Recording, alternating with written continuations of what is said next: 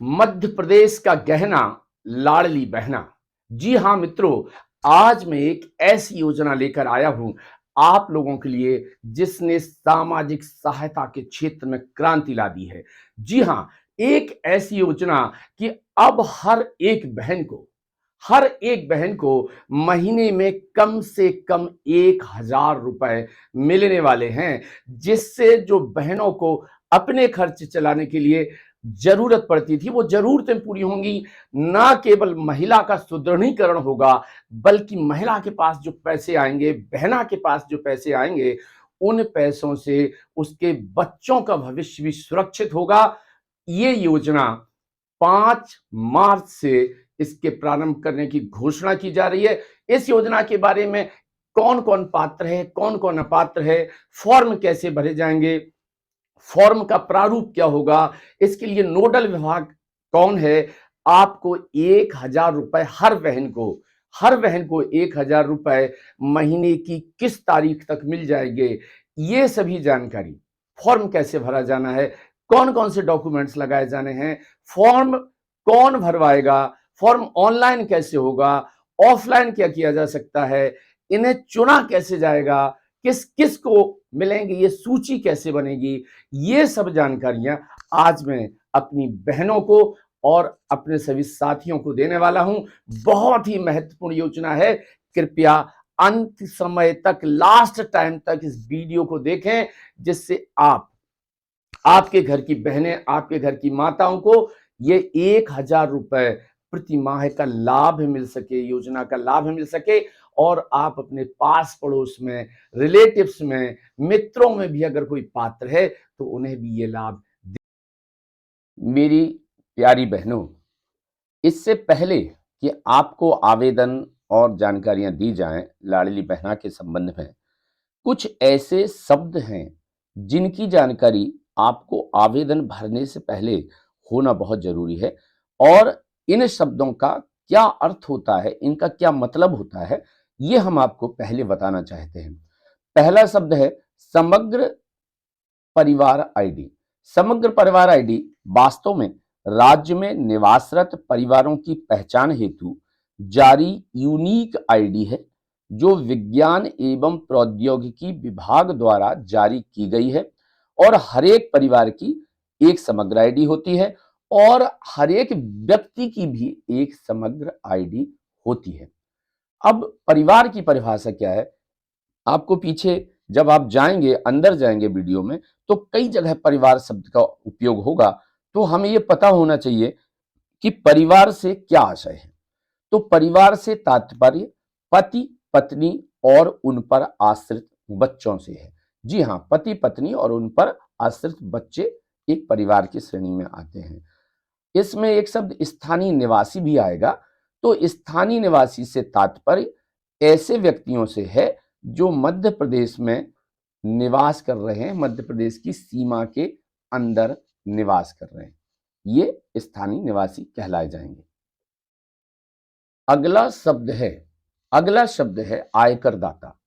आयकर दाता ऐसा व्यक्ति होता है जिसके द्वारा पिछले वर्ष में आयकर योग्य आय या इनकम होने से आयकर रिटर्न दाखिल किया गया है। उस परिवार को, उस व्यक्ति को आयकर दाता कहा जाएगा। अब इसमें ई-केवाईसी शब्द का भी उपयोग होगा। तो ई-केवाईसी क्या है? ई-केवाईसी से तात्पर्य आधार में दर्ज जानकारी का ऑनलाइन सत्यापन एवं बैंक खाते का आधार लिंक होना तथा बैंक खाते का डीबीटी इनेबल्ड होने का ऑनलाइन सत्यापन है। ये बहुत जरूरी होगा ई-केवाईसी। अगर आपका ई-केवाईसी नहीं है, अगर आपका बैंक खाता आपके आधार से लिंकेज नहीं है, या आपका बैंक खाता डीबीटी इनेबल्ड नहीं है, तो आपके खाते में राशि नहीं पहुंच पाएगी। तो ई-केवाईसी शब्द का यह आशय होता है। अगला शब्द है विवाहित महिला। विवाहित महिला 23 से 60 वर्ष की आयु की ऐसी महिलाएं जिनका विवाह हो चुका है और इनकी उम्र 23 वर्ष मिनिमम है, न्यूनतम उम्र 23 वर्ष होना चाहिए, और इनकी उम्र 60 वर्ष से कम होना चाहिए। मतलब इनकी उम्र 59 वर्ष 363 दिन हो सकती है, लेकिन जब इनकी उम्र 59 वर्ष से 60 वर्ष हो जाएगी तो इन्हें लाभ नहीं मिलेगा। और विवाहित महिलाओं में विधवा महिलाओं को, तलाकशुदा महिलाओं को एवं परित्यक्ता महिलाओं को भी सम्मिलित किया गया है। अगला एक शब्द आएगा पोर्टल या ऐप। जी हाँ, योजना जो हमारी लाडली बहना योजना है, इसके अंतर्गत योजना के संदर्भ में एक पोर्टल तैयार किया गया है और एक ऐप बनाया गया है, मोबाइल ऐप है। और ये इससे तात्पर्य है कि मुख्यमंत्री लाडली बहना 2023 का वेब पोर्टल और मोबाइल एप्लीकेशन, ये आप वेब पोर्टल आपको हम बाद में बताएंगे इसका पता क्या है, और मोबाइल एप्लीकेशन के बारे में भी हम आपको जानकारी देंगे। योजना अंतर्गत जो पात्रता रहेगी उसमें ऐसी श्रेणी की महिला योजना अंतर्गत पात्र होंगी जो मध्य प्रदेश की स्थानीय निवासी हों, विवाहित हों और इन विवाहितों में विधवा, तलाकशुदा एवं परित्यक्ता महिला भी सम्मिलित होंगी।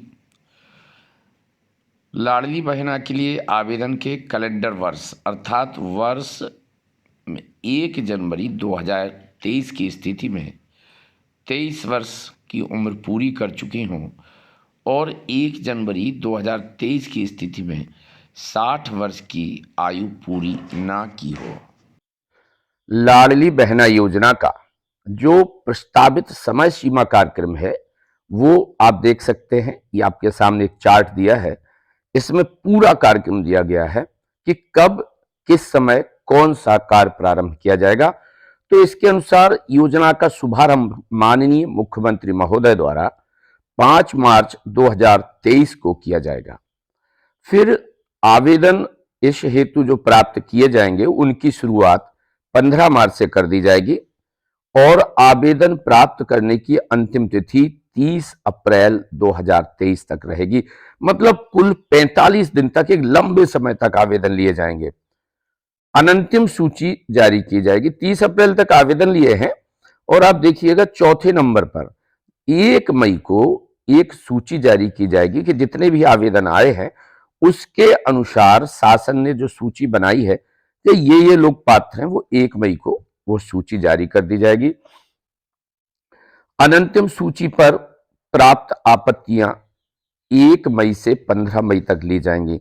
एक्चुअली शासन ने या निकायों ने जो सूची जारी की है, ये सूची ऑनलाइन पोर्टल पर जारी होगी, आपको हमारी लाडली बहना के ऐप पर भी दिखाई देगी और ये अनंतिम सूचियां ग्राम पंचायत के सूचना पटल तथा वार्डों के सूचना पटल पर भी लगाई जाएंगी। और जब इन्हें ग्रामवासी और शहरवासी महिलाएं या पुरुष देखेंगे तो उन्हें लगेगा कि अरे ये काम तो इसमें होना था, मेरा नाम तो इसमें होना था, लेकिन मेरा नाम नहीं है या उसका नाम नहीं है या उसका नाम गलत जुड़ गया है। तो जब ये समस्याएं आएंगी तो 15 दिन तक, 1 मई से लेके 15 मई तक ये जो अनंतिम सूची है इस पर आपत्तियां ली जाएंगी। और जब 15 मई तक आपत्तियां ले ली गई तो बिंदु क्रमांक 6 देखिएगा। बिंदु क्रमांक 6 के अनुसार आपत्ति का निराकरण 16 मई से 30 मई के बीच किया जाएगा। आपत्ति निराकरण के लिए भी 15 दिन का समय दिया गया है। अब जब आपत्तियों का निराकरण हो गया तो फिर अब कोई समस्या नहीं रही। अब जब समस्या नहीं रही तो फिर फाइनल या अंतिम सूची बन जाएगी और ये फाइनल या अंतिम सूची 31 मई को जारी हो जाएगी। मेरे साथियों, मेरी बहनों, ये अंतिम सूची 31 मई 2023 को जारी हो जाएगी और इसमें केवल पात्र बहनों के, पात्र महिलाओं के नाम होंगे। और जब ये 31 मई को जारी हो गई तो फिर अब क्या बचा? जब पात्र बहनों के, पात्र महिलाओं के नाम की सूची जारी हो गई तो अब बचा है केवल उनके खातों में पैसा आना। तो पहली बार लाडली बहनों के खाते में पहली बार राशि पहुंचेगी 10 जून 2023 को। जी हां बहनों, आपके खाते में पहली बार राशि 1,000 रुपए पहुंचेगी 10 जून 2023 को और फिर इसके बाद ये प्रक्रिया लगातार चलती रहेगी और हर महीने की 10 तारीख को आप सभी लाडली बहनों के खातों में 1,000 रुपए ठीक 10 तारीख को, हर महीने की 10 तारीख को पहुंच जाया करेंगे। मित्रों और मेरी प्यारी बहनों, अब अगला बिंदु ये आता है कि योजना अंतर्गत सहायता कितनी और कैसे मिलेगी। तो मैं आपको बताना चाहूंगा कि प्रत्येक पात्र महिला को जो सारी शर्तें पूरी करती है, उस प्रत्येक पात्र महिला को उसकी पात्रता अवधि में 1,000 रुपए प्रति माह के मान से राशि का भुगतान आवेदिका के स्वयं के आधार लिंक डीबीटी इनेबल्ड बैंक खाते में किया जाएगा। और दूसरा इसमें जो बिंदु है कि किसी परिवार की 60 वर्ष से कम आयु की महिला को यदि सामाजिक न्याय विभाग की सामाजिक सुरक्षा पेंशन योजनाओं में प्रति माह राशि रुपए 1,000 से कम राशि प्राप्त हो रही है, तो उस महिला को 1,000 तक की राशि की प्रतिपूर्ति की जाएगी। इसका आशय यह है कि अगर आपको सामाजिक न्याय विभाग की किसी योजना में 600 रुपए की पेंशन मिल रही है, तो आपको 400 रुपए और जो है शासन की तरफ से मिलेंगे, जिससे आपकी भी राशि 1,000 रुपए प्रति माह हो जाएगी। और दूसरी हमारी लाडली बहनों को जो 1,000 रुपए की राशि मिल रही है, लाभ मिल रहा है, आपको भी उनके बराबर लाभ मिलना शुरू हो जाएगा इस योजना के तहत। अब हम ये देखेंगे कि योजना का क्रियान्वयन कैसे होगा, क्या प्रक्रिया होगी, आवेदन करने की कैसे किया जाएगा आवेदन। तो इसमें यह बताया गया है कि योजना हेतु आवेदन पोर्टल के माध्यम से या मोबाइल ऐप के माध्यम से ऑनलाइन भरे जा सकेंगे। इस हेतु निम्नानुसार प्रक्रिया निर्धारित की गई है। ऑनलाइन आवेदन करने हेतु आवेदिकाओं के द्वारा एक आवेदन का प्रारूप है, वो आवेदन हेतु आवश्यक जानकारी का जो प्रपत्र है, उसमें आवेदिका अपनी पूरी जानकारी भर के तैयार रखेगी और उसमें प्रमाणीकरण भी है, घोषणा भी है। उस घोषणा और उस जानकारी पे अपने साइन करेगी और वो आवेदिका उक्त प्रपत्र यदि सरकार कैंप कराती है तो उस कैंप में, या ग्राम पंचायत कार्यालय में, या वार्ड कार्यालय में, या आंगनबाड़ी केंद्र से ये आवेदन हेतु आवश्यक जानकारी का प्रपत्र प्राप्त करेगी और उसे भर के पंचायत सचिव या वार्ड प्रभारी के पास जमा करेगी। अब ये प्रपत्र भर के आवेदिका ने या हमारी बहना ने भरा हुआ प्रपत्र जो है कैंप में या वार्ड में या ग्राम पंचायत कार्यालय में जो है कैंप प्रभारी को या पंचायत सचिव को या वार्ड प्रभारी को दे दिया। अब वार्ड प्रभारी या पंचायत सचिव का ये काम है कि इसका जो जानकारी प्राप्त हुई है आवेदिका से, उस पूरी जानकारी को ऑनलाइन करेगा और जब वो ऑनलाइन कर देगा तो उससे एक प्रिंटेड पावती निकलेगी। ऑनलाइन करने के बाद वो प्रिंटेड पावती जो है पंचायत सचिव या वार्ड प्रभारी संबंधित आवेदिका को उपलब्ध कराएगा। और केवल इतना ही नहीं, प्रिंटेड पावती के अलावा भी पंचायत सचिव या वार्ड प्रभारी ये पावती एसएमएस से और व्हाट्सएप द्वारा भी आवेदिका के फोन नंबर पर भेजेगा और इन सभी कामों में पंचायत सचिव का और वार्ड प्रभारी का सहयोग आंगनबाड़ी कार्यकर्ता करेंगी। बहनों, इसमें एक बड़ा महत्वपूर्ण बिंदु यह है कि आवेदन पत्र भरने के लिए आपसे किसी प्रकार की कोई भी फीस नहीं लगनी है। आवेदन भरने की पूरी प्रक्रिया पूरी तरह से निःशुल्क है, आपको कोई भी पैसा खर्च नहीं करना है। और आवेदक महिला को वट क्या है, जब आपको आवेदन भरना है तो उस आवेदिका को, उस आवेदक महिला को कैंप में या ग्राम पंचायत कार्यालय पर या वार्ड कार्यालय पर स्वयं उपस्थित होना होगा, क्योंकि जब महिला वहां उपस्थित होगी तब उस आवेदिका का, उस महिला का लाइव फोटो लिया जाएगा। और जब महिला कैंप में या वार्ड कार्यालय में या पंचायत कार्यालय में उपस्थित होगी, तभी उस महिला का केवाईसी किया जा सकेगा। और जब महिला वार्ड में या कैंप में या पंचायत कार्यालय पे जा रही है, तो ये सुनिश्चित करे आवेदिका या महिला या हमारी बहन यह सुनिश्चित करे कि वो ये 3 दस्तावेज अपने साथ लेके जाए। पहला दस्तावेज है, वो अपने परिवार की समग्र आईडी का जो कागज है, जो दस्तावेज है, वो अपने साथ लेके जाए। दूसरा जो दस्तावेज है, वो स्वयं की समग्र आईडी का जो दस्तावेज है, जो कागज है, वो लेके जाए। और तीसरा है, जो आवेदिका वो अपना स्वयं का आधार कार्ड लेकर ही कैंप में या ग्राम पंचायत कार्यालय में या वार्ड कार्यालय में जावे। तो मित्रों, अब आवेदन की प्रक्रिया पूरी हो गई। बहुत लंबा समय दिया है, 45 दिन का समय दिया है, कोई भी शेष नहीं बचना चाहिए। लेकिन 45 दिन के बाद जब सारे लोग आवेदन, सारी बहनें आवेदन कर चुकेंगी, तो फिर एक अनंतिम सूची का प्रकाशन किया जाएगा। अनंतिम का मतलब होता है ये अंतिम नहीं है, मतलब इसमें सुधार किया जा सकता है। तो एक ऐसी सूची का प्रकाशन आवेदन प्राप्त की अंतिम तिथि के पश्चात, ये प्रकाशन अनंतिम सूची का प्रकाशन पोर्टल पर और ऐप पर प्रदर्शित किया जाएगा। और इसका प्रिंट आउट निकाला जाकर, हार्ड कॉपी निकाली जाकर ग्राम पंचायत के पंचायत सचिव द्वारा और वार्ड के वार्ड प्रभावी द्वारा ग्राम पंचायत तथा वार्ड के सूचना पटल पर चस्पा किया जाएगा। ये चस्पा इसलिए किया जाएगा, यद्यपि हमारी बहनें पोर्टल पर या ऐप पर ये अनंतिम सूची देख सकती हैं, लेकिन यदि वो सामने देखना चाहती हैं तो ग्राम पंचायत कार्यालय के सूचना पटल पर और वार्ड कार्यालय के सूचना पटल पर भी अनंतिम सूची देखें और उसमें देखें कि उनका नाम आया या नहीं आया। और अगर आप पात्रता रखने के बाद भी आपका नाम नहीं आया है, तो आपको अपील करने का सुविधा भी शासन द्वारा दी गई है, वो मैं आपको आगे बता रहा हूं।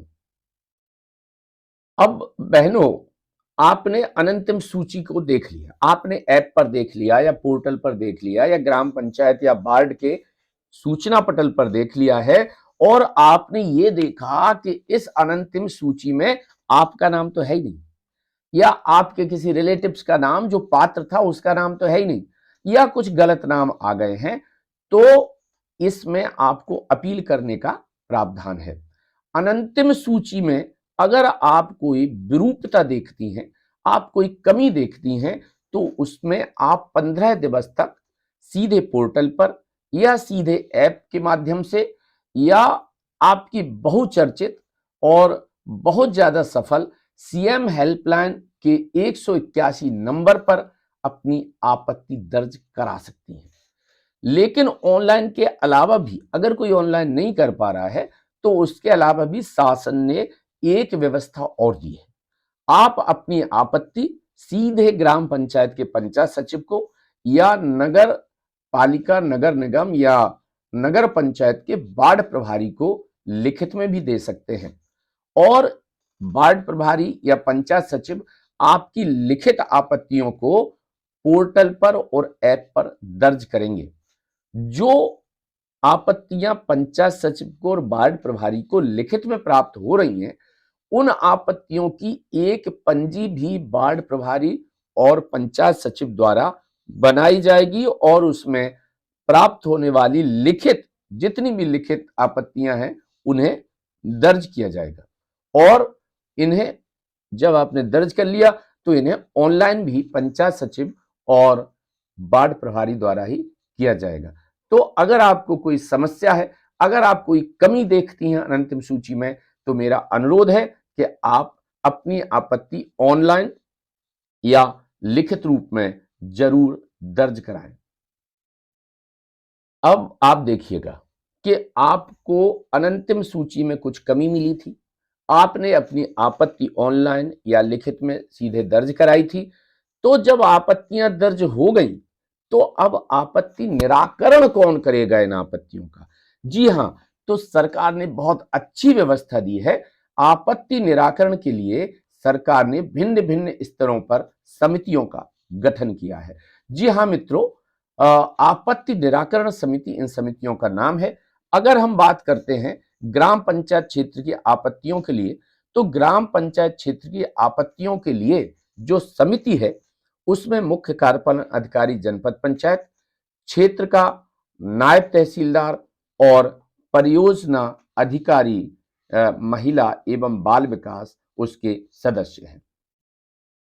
अब अगर हम बात करें नगर परिषद या नगर पालिका क्षेत्रीय आपत्तियों के बारे में, तो इसके निराकरण के लिए जो आपत्ति निराकरण समिति बनाई गई है उसमें तहसीलदार, मुख्य नगर पालिका अधिकारी एवं परियोजना अधिकारी महिला एवं बाल विकास सम्मिलित है। इन 3 लोगों की समिति है जो नगर परिषद एवं नगर पालिका क्षेत्र में आने वाली आपत्तियों का निराकरण करेंगे।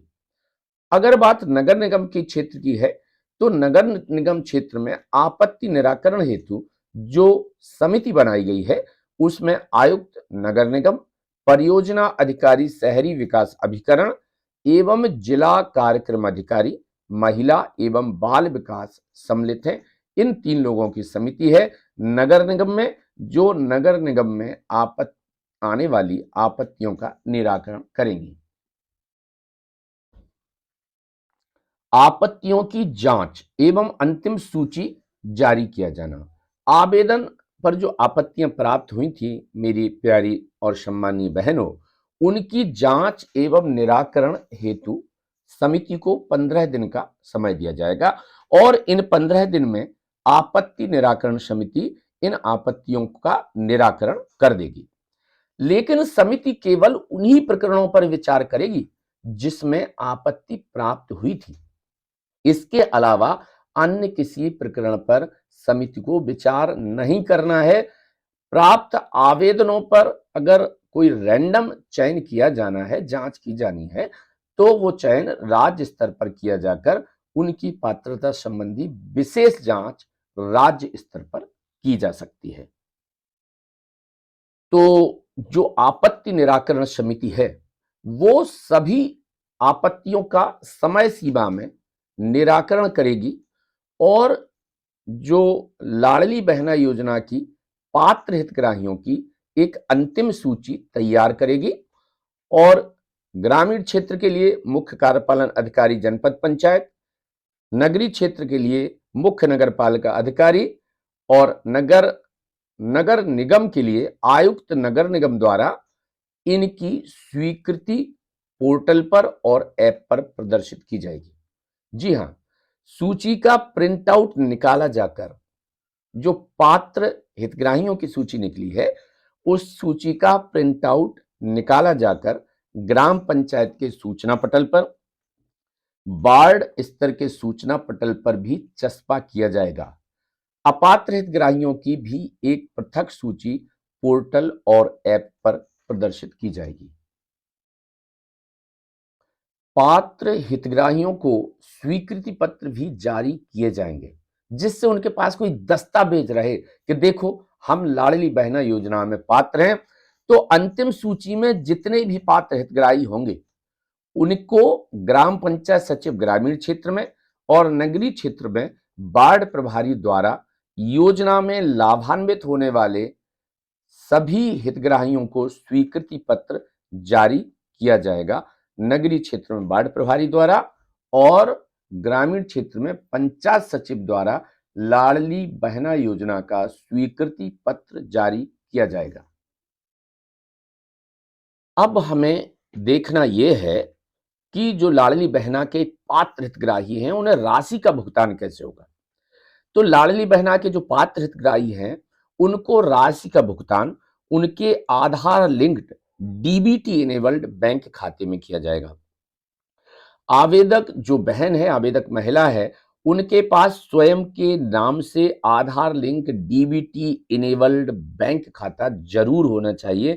अगर आपके पास आधार लिंक्ड डीबीटी इनेबल्ड बैंक खाता नहीं है तो आपको यह लाभ नहीं मिल पाएगा। आवेदन ऑनलाइन प्रविष्टि के समय उक्त खाता नहीं होने की दशा में महिला हितग्राही को इस संबंध में पावती से सूचित भी किया जाएगा। मैं आपको बताऊंगा कि पावती में उधर से लिख के भी आ जाएगा कि आपका ये कमी है आपके आवेदन में, तथा उससे अपेक्षा होगी कि आवेदिका स्वयं का बैंक खाता जो कि आधार लिंक हो और डीबीटी इनेबल्ड हो खुलवा लें। इसके लिए जिलों द्वारा, जनपदों द्वारा, नगर निगम और नगरीय निकायों द्वारा अभियान भी चलाया जाएगा, जिससे कि हमारी लाडली बहनों के खाते खुल सकें और वो आधार लिंक तथा डीबीटी इनेबल्ड हो सके। मित्रों, मेरी प्यारी बहनों, अब हमें यह जानना होगा कि कौन सा विभाग इसके लिए उत्तरदायी है, कौन इसमें काम करेगा। तो प्यारे मित्रों, ये जो लाडली बहना योजना है, इस पर राज्य स्तर पर नोडल विभाग महिला एवं बाल विकास विभाग है एवं योजना का क्रियान्वयन क्षेत्र में स्थानीय निकायों द्वारा महिला बाल विकास के क्षेत्रीय अमले के माध्यम से किया जाएगा। आशा ये है कि स्थानीय निकाय जो है इसका क्रियान्वयन करेंगे और जो है इसमें हेल्प उनका करेगा महिला एवं बाल विकास। ये मैदानी अमला जो है वो पूरा सहयोग करेगा ग्रामीण विकास विभाग का योजना के क्रियान्वयन हेतु, और योजना के अंतर्गत जो हमारे पात्र हितग्राही लाडली बहनें हैं उनके भुगतान की स्वीकृति हेतु ग्रामीण क्षेत्र में मुख्य कार्यपालन अधिकारी जनपद पंचायत, नगर निगम क्षेत्र में आयुक्त नगर निगम तथा नगर पालिका एवं नगर परिषद क्षेत्र में संबंधित मुख्य नगर पालिका अधिकारी भुगतान स्वीकृति हेतु सक्षम अधिकारी हैं। अब अगर हम समग्र रूप से देखें कि एक इतनी बड़ी योजना जो कि शासन द्वारा चलाई जा रही है महिलाओं के लिए, तो इससे महिलाओं को लाभ क्या होने वाले हैं। तो अगर इसे देखा जाए तो इससे महिलाओं का आर्थिक सशक्तिकरण होगा और अगर उन्हें पैसा मिलेगा तो वो कुछ अपने पोषण पर और अपने स्वास्थ्य पर भी खर्च कर सकेंगे। महिलाओं का जो बॉडी मास इंडेक्स है वो मानक स्तर पर आ सकेगा और उनमें जो एनीमिया की बहुत सारी शिकायत रहती है वह एनीमिया की शिकायत में कमी आ जाएगी, या एनीमिया जो महिलाओं में पाया जा रहा है वो धीरे धीरे खत्म भी हो जाएगा। हमारी लाडली बहना योजना से महिलाओं के आर्थिक रूप से मजबूत होने के कारण उनके जो आश्रित बच्चे हैं तो उनके बच्चों का, परिवार में जो बच्चे हैं उनका स्वास्थ्य एवं पोषण के स्तर में भी सुधार होगा। ये भी ठीक है कि महिलाओं की अभी जो श्रम में भागीदारी कम है उस श्रम में भागीदारी महिलाओं की बढ़ेगी एवं जब पैसा होगा महिलाओं के पास तो परिवार में जो निर्णय लेने की भूमिका होती है उस निर्णय लेने की भूमिका में भी महिलाओं की भागीदारी बढ़ेगी। लाडली बहना योजना से ये भी फायदा होने वाला है कि महिलाएं जो छोटे छोटे खर्चों के लिए हमेशा परेशान रहती थी, अपने मायके जा रही हैं, राखी बांधने जा रही हैं तो उनके पास पैसा नहीं है मिठाई के लिए, तो मांगना पड़ता था, पति से मांगना पड़ता था या सास से मांगना पड़ता था और उन्हें बहुत कम पैसा मिलता था। तो अब महिलाएं कुछ हद तक स्वतंत्र हो जाएंगी, आर्थिक रूप से थोड़ा सक्षम हो जाएंगी और अपने मन के अनुसार जो है राशि व्यय कर सकेंगी। और अगर पैसा उनके पास बचता है या चूंकि उनकी प्रवृत्ति ही पैसा बचाने की होती है तो ये महिलाएं अपने भविष्य के लिए भी कुछ राशि सुरक्षित रख सकेंगी।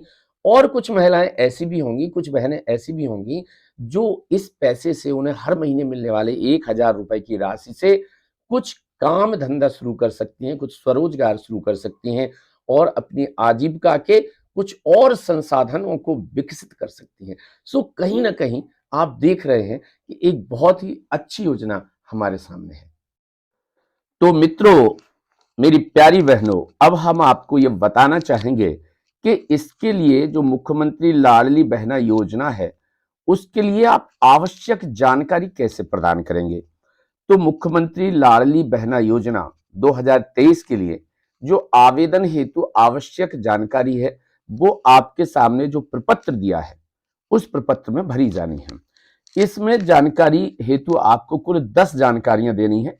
देखिएगा ऊपर से और नीचे तक ये 10 जानकारियां हैं और उसके बाद आवेदक द्वारा एक घोषणा की जानी है और उस घोषणा पर आपको अपने हस्ताक्षर किए जाने हैं। तो चलो हम देखते हैं कि इसमें हमें क्या क्या जानकारी देना है। सबसे पहले आवेदिका का समग्र आईडी भरा जाएगा। आप देखिएगा जहां ये लिखा है कि आवेदिका का समग्र आईडी, उसके सामने चौकोर खाने बने हैं 9। तो बहनों, हर एक चौकोर खाने में केवल 1 अंक लिखा जाना है। 1 से ज्यादा अंक किसी भी खाने में मत लिखिएगा, अन्यथा ये सही नहीं होगा। दूसरे नंबर पे उन्होंने आधार नंबर मांगा है, तो आधार नंबर में भी आपको यही करना है। इसके सामने जो चौकोर खाने दिए गए हैं, उन चौकोर खानों में एक खाने में 1 अंक लिखिएगा और अपना आधार नंबर भर दीजिएगा। तीसरे नंबर पर उन्होंने आवेदिका का नाम मांगा है, तो आपके डॉक्यूमेंट्स में जो नाम की स्पेलिंग है, आप हिंदी या इंग्लिश में एज इट इज वही का वही नाम की स्पेलिंग लिखिएगा, वैसा ही का वैसा नाम लिखिएगा, उसमें कोई अंतर मत रखिएगा। चौथा बिंदु है आवेदिका के पति या पिता का नाम, जैसा भी उचित है, पति या पिता का नाम आपके डॉक्यूमेंट्स में है, वैसा आप भर दीजिएगा यहाँ पे। अगला 5वें नंबर पर उन्होंने आपकी डेट ऑफ बर्थ या जन्म दिनांक मांगा है। तो मेरी बहनों देखिएगा, सबसे पहले उन्होंने दिनांक मांगा है, उसके बाद माह और उसके बाद वर्ष। तो आप देख रहे हैं, माना कि आपकी डेट ऑफ बर्थ है 5 अगस्त 1990, तो फिर 5 अगस्त कैसे लिखेंगे? तो आप देखिएगा, ये दिनांक वाला जो कॉलम है, 5 अगस्त लिखने के लिए पहले 0 भरेंगे और फिर 5 भरेंगे, तो ये 5 हो जाएगा। और ऐसे ही अगर माह भरना है तो पहले 0 भरेंगे और अगस्त 8वां महीना होता है तो बाद में 8 लिख देंगे। अगर माना कि आपकी डेट ऑफ बर्थ 12 नवंबर होती, तो फिर आप कैसे भरते? तो 12 नवंबर भरने के लिए दिनांक वाले कॉलम में पहले कॉलम में 1 लिखते और दूसरे कॉलम में 2 लिखते, और माह वाले कॉलम में पहले कॉलम में 1 लिखते और दूसरे कॉलम में भी 1 लिखते, क्योंकि नवंबर 11वां महीना होता है। अब उसके बाद वर्ष आता है, तो वर्ष के लिए 1990 माना कि आपका डेट ऑफ बर्थ है या जन्म वर्ष है, तो पहले कॉलम में 1, दूसरे कॉलम में 9, तीसरे कॉलम में 9 और चौथे कॉलम में 0 लिखेंगे। इस ढंग से आपको अपनी डेट ऑफ बर्थ भरना है मेरी प्यारी बहनों। अब वो पूछ रहे हैं आवेदिका का पता, ग्राम, शहर, जिला और पिन कोड। तो सबसे पहले अपना पता लिखिएगा कि आप कौन से मोहल्ले में रहते हैं, आप कौन से मोहल्ले में निवास करती हैं, आपके गांव का नाम क्या है। ये देखो, ग्राम और शहर लिखा है, तो पहले अपने गांव का नाम लिखिएगा, फिर ग्राम पंचायत का नाम लिखिएगा और फिर जनपद भी लिखिएगा और उसके बाद जिला लिखिएगा और फिर पिन कोड जरूर डालिएगा। पिन कोड कुछ अंक होते हैं, ये अंक जो है 6 अंकों के होते हैं पिन कोड, और इससे ये बिल्कुल क्लियर हो जाता है कि जिसने अपना पता भरा है वो किस जिले के किस हिस्से से संबंधित है। जैसे अगर ग्वालियर के पिन कोड की हम बात करें तो ये 474 से शुरू होता है, 474-020, 474-001, 474-002। इस ढंग से अलग अलग क्षेत्रों के ग्वालियर जिले में अलग अलग पिन कोड है। ये पिन कोड इसलिए जरूरी होता है कि इससे ये क्लियर हो जाता है कि आप किस जिले के किस क्षेत्र में निवास करते हैं। अब आपसे मांगा गया है आवेदिका का मोबाइल नंबर। ये आपके पास आपका मोबाइल होना बहुत जरूरी है। वो इसलिए जरूरी है कि जब आप आवेदन करेंगी तो आवेदन आपका स्वीकृत हुआ या अस्वीकृत हुआ, इसकी जानकारी एसएमएस और व्हाट्सएप के माध्यम से आपके रजिस्टर्ड मोबाइल नंबर पे आएगी। उसी मोबाइल नंबर पे आएगी जो आप जिस नंबर यहाँ जिस मोबाइल नंबर का दे रही हैं, उसी मोबाइल नंबर पे आएगी। साथ ही ये भी कि जब भी शासन आपके खाते में, बैंक खाते में पैसा डालेगा तो आपको एक मैसेज आया करेगा। तब जब जब पैसा डाला जाएगा तब आपको एक मैसेज आया करेगा कि श्रीमती फलाने फलाने आपके खाते में इतने रुपए की राशि अंतरित कर दी गई है। तो ये आपके लिए बहुत जरूरी है कि आपको सूचना मिले कि आपके आवेदन के साथ क्या हुआ है या आपको किस किस दिनांक में शासन के द्वारा पैसा भेजा जा रहा है। जी हाँ, अब अगली जानकारी जो आपसे चाही जा रही है वो है कि आप किस वर्ग के हैं। देखिए 8वां बिंदु, आपका वर्ग क्या है।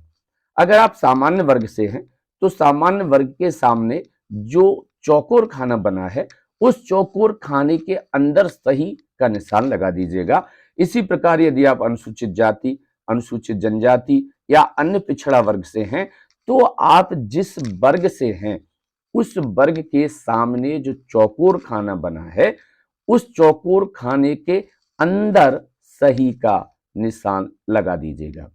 नवा बिंदु जो जानकारी मांगी गई है आप लोगों से वो है, क्या सामाजिक न्याय विभाग की आप पेंशन प्राप्त कर रहे हैं। यदि आप सामाजिक न्याय विभाग की कोई पेंशन प्राप्त कर रहे हैं तो हाँ के आगे जो चौकोर खाना है उसमें सही का निशान लगाइए। और अगर आप ऐसी कोई पेंशन प्राप्त नहीं कर रही हैं तो नहीं के सामने जो चौकोर खाना है उसमें सही का निशान लगाइए। अगला स्थिति जो उन्होंने मांगी है बहनों से, जो चाही गई है अगली जानकारी 10वें बिंदु में, वो है आपकी विवाह की स्थिति। अगर आप विवाहित हैं तो कॉलम के सामने विवाहित के सामने जो चौकोर खाना है उसमें सही का निशान लगाइए। अगर आप तलाकशुदा हैं तो तलाकशुदा के सामने जो चौकोर खाना है उसके अंदर सही का निशान लगाइए। इसी प्रकार यदि आप विधवा या परित्यक्ता हैं तो विधवा या परित्यक्ता के सामने जो चौकोर खाना बना है उसमें उसके अंदर सही का निशान लगाइए।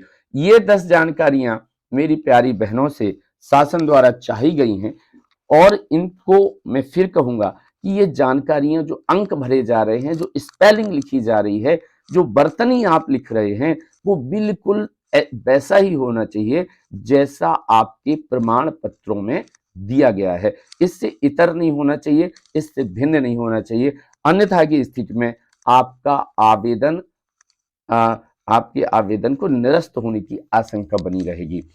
अब जब आपने 10 बिंदु की जानकारी इसमें भर दी है तो शासन कुछ ऐसी बिंदुओं पर आपकी घोषणा चाहती है कि आप इस कैटेगरी को बिलोंग करते हैं या नहीं। अगर आप ये जो घोषणा पत्र में बिंदु दिए गए हैं इन बिंदुओं को आप घोषित करते हैं कि हाँ मैं इन बिंदुओं के अनुसार ही हूं तो आप पात्रता की श्रेणी में आएंगे।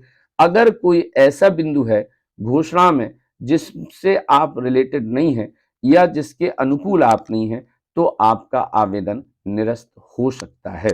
जी हाँ, आपकी पहली घोषणा है, मेरे परिवार की सम्मिलित रूप से वार्षिक आय 2.5 लाख रुपए से कम है। जी हाँ, पूरे परिवार की आय की बात हो रही है और परिवार की परिभाषा हमने वीडियो के सबसे शुरुआत में आपको बताई है।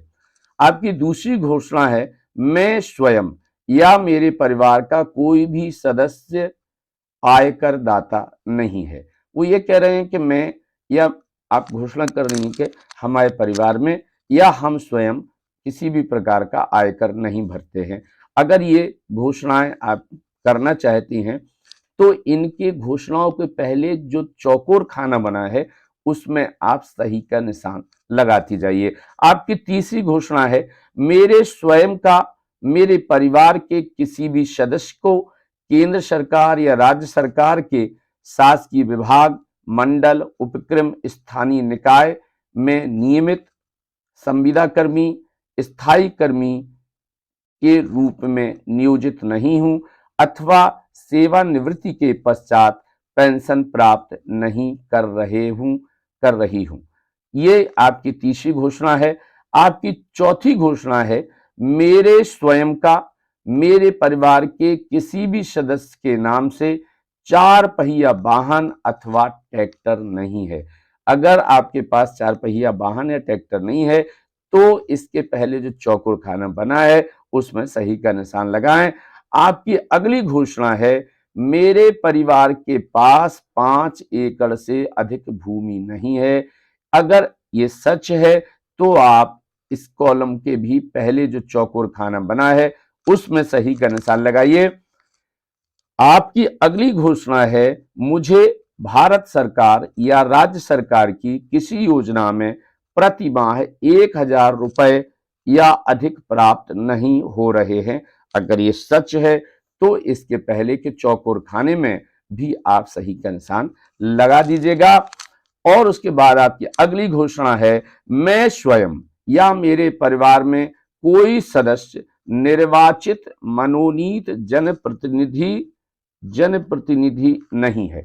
जी हां, निर्वाचित एवं मनोनीत जनप्रतिनिधि को यह लाभ नहीं मिलना है, लेकिन इससे पंच और उप सरपंच को छोड़ा गया है। इन्हें निर्वाचित और मनोनीत जनप्रतिनिधियों की श्रेणी में नहीं रखा जाएगा। इन परिवारों की महिलाएं, पंच और उप सरपंच के परिवारों की महिलाएं यदि दूसरी सभी शर्तें पूरी करती हैं तो उन्हें लाडली बहना योजना का लाभ मिल सकता है। आपका जो अंतिम घोषणा है वो ये है कि मैं स्वयं या मेरे परिवार में कोई भी सदस्य भारत सरकार या राज्य सरकार द्वारा चयनित या मनोनीत बोर्ड, निगम, मंडल या उपक्रम के अध्यक्ष, संचालक या सदस्य के पद पर नहीं है। अगर ऐसा है तो आप इसके पहले के चौकोर खाने में भी सही का निशान लगा दीजिएगा। ये घोषणा आपने की है और अब आप देखिएगा इसके अलावा अब आप क्या घोषणा कर रही हैं, इसे ध्यान से पढ़िएगा। मैं एतद द्वारा ये घोषणा करती हूं कि मुझे मुख्यमंत्री लाडली बहना योजना 2023 पोर्टल ऐप पर आधार आधारित प्रमाणीकरण प्रणाली के साथ खुद को प्रमाणित करने और आधार आधारित प्रमाणीकरण के बाद अपना आधार नंबर, बायोमेट्रिक या one time pin, OTP data प्रदान करने की सहमति देने में कोई आपत्ति नहीं है। मैं यह भी सहमति देती हूं कि मुख्यमंत्री लाडली लक्ष्मी बहना योजना 2023 मेरी पहचान स्थापित करने और प्रमाणित करने के लिए मेरे आधार नंबर का उपयोग कर सकता है। मैं एतद द्वारा केवल सरकारी सेवाओं और या सरकारी योजना के लाभों को प्राप्त करने के उद्देश्य से अन्य राज्य या केंद्र सरकार के विभागों के साथ अपने आधार ई-केवाईसी विवरण साझा करने की सहमति देती हूं। ये आपने पूरी घोषणा कर दी है मेरी प्यारी बहनों। और जब आप इस घोषणा से सहमत हैं तो ये जो लिखा है आवेदिका के हस्ताक्षर, जी हाँ ये लिखा है नीचे आवेदिका के हस्ताक्षर, इसके ऊपर आप अपने हस्ताक्षर अपने साइन कर दीजिएगा। और इसमें जो नोट है वो भी ध्यान से पढ़ें। उक्त प्रपत्र मात्र ऑनलाइन प्रविष्टि हेतु जानकारी एकत्रित करने के लिए है और इसी प्रपत्र के आधार पर जो आप जानकारी देंगे वो सारी जानकारी आपकी ऑनलाइन इसी प्रपत्र के आधार पर भरी जाएगी। ऑनलाइन आवेदन सफलतापूर्वक दर्ज होने के पश्चात एक आपको पावती मिलेगी जो आपके मोबाइल नंबर पर एसएमएस और व्हाट्सएप से भेजी जाएगी।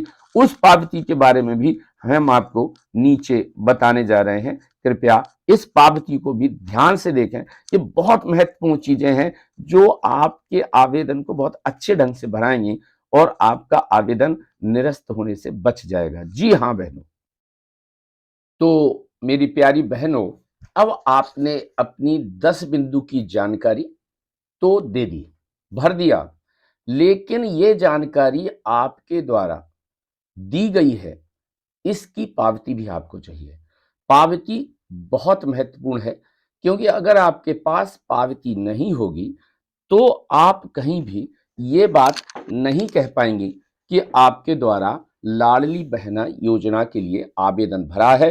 तो एक बार मैं फिर आप बहनों से कहूंगा कि आवेदन की पावती आप जरूर प्राप्त करें और ये पावती जो है आपको इस प्रारूप में मिलेगी। देखिएगा मैं आपको ये दिखा रहा हूं। कार्यालयीन उपयोग हेतु मुख्यमंत्री लाडली बहना योजना 2023 आवेदन पत्र की पावती। जी हाँ, देखिएगा, मुख्यमंत्री लाडली बहना योजना अंतर्गत आपका ऑनलाइन आवेदन सफलतापूर्वक दर्ज कर लिया गया है। ये पावती आपको तब मिलेगी जब आपके द्वारा दी गई जानकारी के आधार पर आपके आवेदन को ऑनलाइन कर दिया गया होगा। और ऑनलाइन करने के बाद ये ऑनलाइन पंजीयन क्रमांक आपको प्राप्त होगा। पहला बिंदु जो लिखा है ऑनलाइन पंजीयन क्रमांक और आवेदन का दिनांक, जिस दिन आवेदन को ऑनलाइन किया गया है उसी दिन को आवेदन दिनांक मानते हुए इसके सामने दिनांक लिखा जाएगा। फिर आवेदिका का नाम, ये आपने जो अपने आवेदन की जानकारी में दिया था वो नाम आएगा आपका, और आपके पिता या पति का नाम भी इसके साथ आएगा। चौथा बिंदु जो है उसमें वो बताएगा ऑनलाइन आपने ये जानकारी कैसे भरी है, वो आपको पूरी जानकारी देगा। ई-केवाईसी के बारे में, आपके आधार का बैंक अकाउंट से लिंक के बारे में, और आपके बैंक अकाउंट का डीबीटी इनेबल्ड है या नहीं है इसकी जानकारी देगा। अगर आपका समग्र ई-केवाईसी पूर्ण है तो ये जो हाँ है इसके सामने टिक लग के आएगा कि हाँ ये पूर्ण है, और अगर आपका समग्र ई-केवाईसी पूर्ण नहीं है तो ये नहीं लिखा है जो इसके सामने जो चौकोर खाना बना है उसमें टिक लग के आएगा कि आपका समग्र ई-केवाईसी पूर्ण नहीं है, और ऐसी स्थिति में आप इसे पूर्ण करावें। ये निर्देश भी साथ में लिखे हुए हैं, ये साथ में लिख के आएंगे।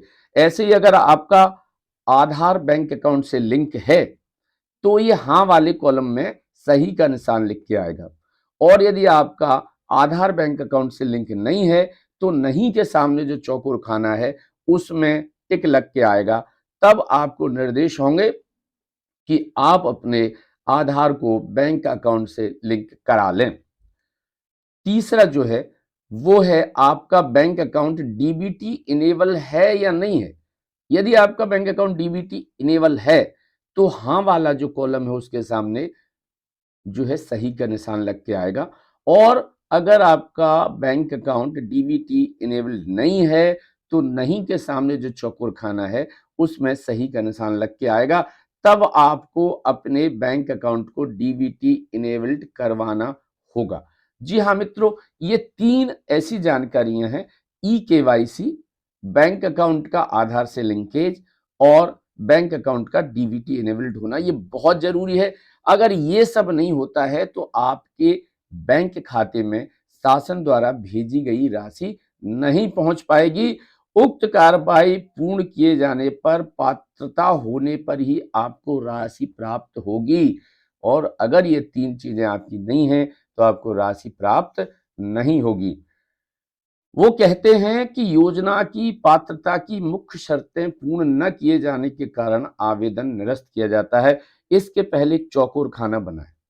अगर आप योजना की पात्रता की मुख्य शर्तें पूर्ण नहीं करते हैं और आपका आवेदन निरस्त हो जाता है तो इसके पीछे, इसके पहले जो चौकोर खाना है उसमें टिक लग के आएगा। मित्रों, यद्यपि जो हमारे निकाय हैं, नगरीय निकाय हैं, और हमारे जो ग्रामीण निकाय हैं, ग्रामीण निकाय में ग्राम पंचायत में ग्राम पंचायत सचिव, जनपद पर मुख्य कार्यपालन अधिकारी जनपद पंचायत, और नगरीय निकायों में हमारे मुख्य नगर पालिका अधिकारी या नगर निगम के आयुक्त महोदय, ये सभी आपको पूरी सहायता करेंगे। लेकिन अगर आपको कहीं ऐसा लगता है कि आपको और सहायता की जरूरत है तो शासन ने आपको एक जो है एक हेल्पलाइन नंबर दिया है। क्या आप सीधा भोपाल बात कर सकते हैं? देखिएगा, शासन ने आपको ये हेल्पलाइन नंबर दिया है, ये भोपाल का लैंडलाइन नंबर है, और ये हेल्पलाइन नंबर है 075527000800। लाडली बहना योजना के लिए हेल्पलाइन नंबर है 075527000800। ये हेल्पलाइन नंबर है लाडली बहना योजना का। आप सीधा स्टेट पे बात कर सकते हैं। और अगर आपको लाडली बहना योजना के बारे में कुछ और भी जानकारियां, विस्तृत जानकारियां चाहिए तो इसके लिए आप वेबसाइट है, आप इस वेबसाइट पर जा सकते हैं और लाडली बहना योजना की संबंधित जो भी जानकारी है आप यहां से प्राप्त कर सकते हैं। और ये वेबसाइट है, देखिए आपके सामने है, www.cmlaadlibehna.mp.gov.in। ये आप एक बार फिर से वेबसाइट देखिएगा, www.cmlaadlibehna.mp.gov.in। तो अगर आपको और विस्तृत जानकारी चाहिए तो आप इस वेबसाइट पर जाइए, लाडली बहना खोलिए और इसके संबंध में और बहुत सारी जानकारियां प्राप्त कर लीजिएगा। तो ये आपका वो था जो आवेदन पत्र भरने हेतु आपने जानकारी दी है, और उसके एवज में जो आपको पावती मिलेगी वो पावती आपके सामने है। आप इसे ध्यान से देखिएगा और बहुत ध्यान से अपने आवेदन की जानकारी भरिएगा, जिससे आपका आवेदन एक्सेप्ट हो और आपको लाडली बहना योजना का लाभ मिल सके। तो मित्रों, मेरी प्यारी बहनों, अब जब सारी बातें हो गई तो एक चीज और है, उस पर भी बात कर लेते हैं कि इस योजना के अंतर्गत कौन सी महिलाएं या कौन सी बहनें अपात्र होंगी जिन्हें लाभ नहीं मिल सकता। जी हाँ, तो ऐसे परिवार की महिलाएं जिनके परिवार की सम्मिलित रूप से वार्षिक आय 2.5 लाख रुपए से अधिक होगी, उस परिवार की महिलाओं को लाडली बहना योजना का लाभ नहीं मिल पाएगा। ऐसे परिवार जिनके परिवार का कोई भी सदस्य आयकर दाता हो, जो आयकर पिछले साल दिया हो, आयकर रिटर्न भरा हो, ऐसे परिवार की किसी भी महिला को लाडली बहना योजना का लाभ नहीं मिल पाएगा। आयकर की परिभाषा हमने वीडियो के बिल्कुल शुरू में दी है, उसे आप देख लीजिएगा, समझ लीजिएगा। या फिर ऐसे परिवार जिनके परिवार का कोई भी सदस्य भारत सरकार अथवा राज्य सरकार के शासकीय विभाग या उपक्रम या मंडल या स्थानीय निकाय में नियमित स्थायी कर्मी या संविदा कर्मी के रूप में नियोजित हो अथवा सेवानिवृत्ति उपरांत पेंशन प्राप्त कर रहा हो, तो उन परिवारों की महिलाओं को भी लाडली बहना योजना का लाभ नहीं मिलेगा।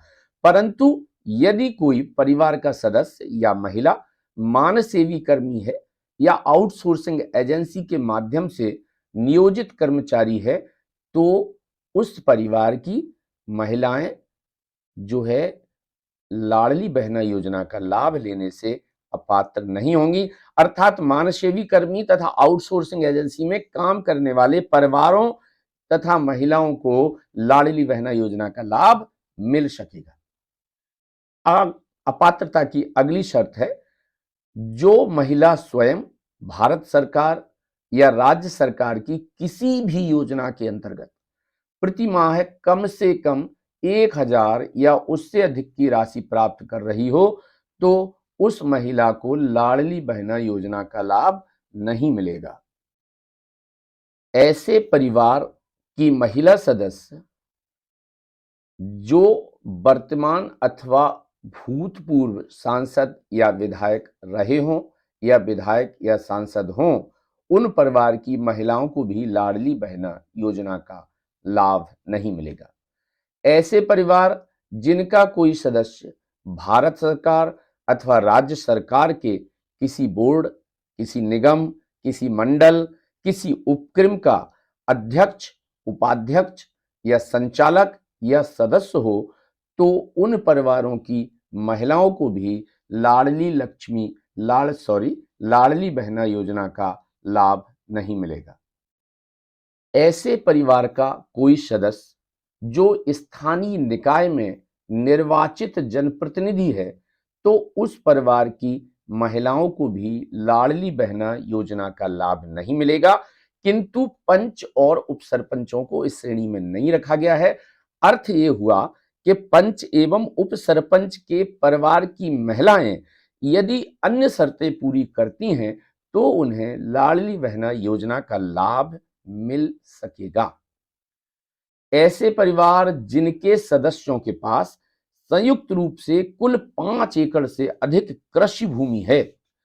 यहां पर परिवार की परिभाषा हमने आपको पहले दी है, ऊपर बता चुके हैं। तो जिनके पास संयुक्त रूप से 5 एकड़ से अधिक भूमि है, जिन परिवारों के पास, उन परिवार की महिलाओं को लाडली बहना योजना का लाभ नहीं मिलेगा। ऐसे परिवार की महिला सदस्य जिनके नाम से 4 पहिया वाहन या ट्रैक्टर पंजीकृत है, 4 पहिया वाहन या ट्रैक्टर पंजीकृत है, तो ऐसे परिवार की महिलाओं को भी लाडली बहना योजना का लाभ नहीं मिलेगा।